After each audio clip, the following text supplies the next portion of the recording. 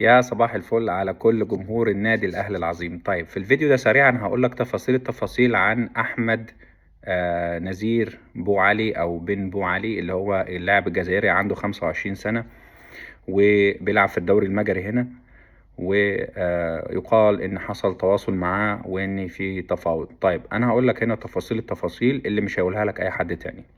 مش يعني مش شغل صحفيين ولا حاجة، لا، بس هي القصة كلها بحكم ان انا عايش في البلد و... واقدر اتواصل مع الاندية واقدر اتواصل مع الناس. رقم واحد، اللي عشان تبقى فاهم الموضوع، اللعيب عقده لحد 30/6/2027. في شرط جزائي في العقد ان انت لو عايز تشتريه هتدفع سنة كاملة من عقده. يعني في شرط جزائي 1.5 مليون يورو تقريبا.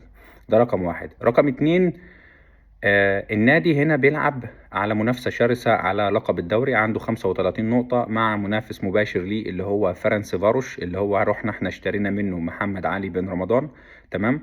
و فرنسي فاروش عنده 34 نقطة. الأهم من ده كله إن المباراة القادمة هتبقى بين فرنسي فاروش والفريق المجري ده. في نقطة مهمة لازم أوضحها، الفريق اسمه ETO. تمام. اختصار لكلمة كبيرة كده مش مهمة يعني، لكن عشان شفت برضو بعض الصحفيين وبعض الإخوة يعني كتبوا إن النادي اسمه غيور. لا، النادي اسمه ETO. هو المقر الرئيسي بتاعه في بلد جنبنا هنا جنب بودابست العاصمة، اسمها جيور. ده البلد اسمها جيور مش غيور. تمام. تبعد عني حوالي ساعة ونص بالعربية يعني. حلو كده. النادي اسمه ETO. من فضلكم يعني حتى لما تيجي تكتب خبر او معلومة حاول ان انت تدور شوية عشان يعني يبقى الموضوع صحيح وسلس كده ومفهوم للي بيقرا يعني. طيب انا بقى الاهم من ده كله، انا النهاردة الصبح تواصلت مع المدير الرياضي للنادي اسمه ستيفن، وسألته إذا كان الأهلي قدم طلب أو استفسر عن اللاعب أو حصل أي تواصل. الراجل قال لي لم يتم الاستفسار، محدش قدم طلب، محدش كلمنا، واللاعب أصلا مش للبيع على الأقل في الفترة الحالية.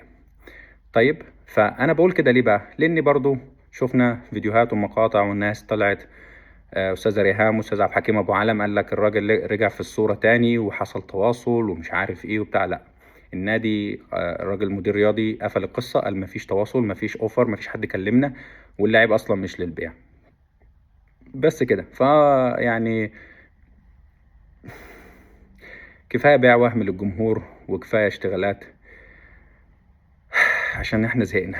سلام.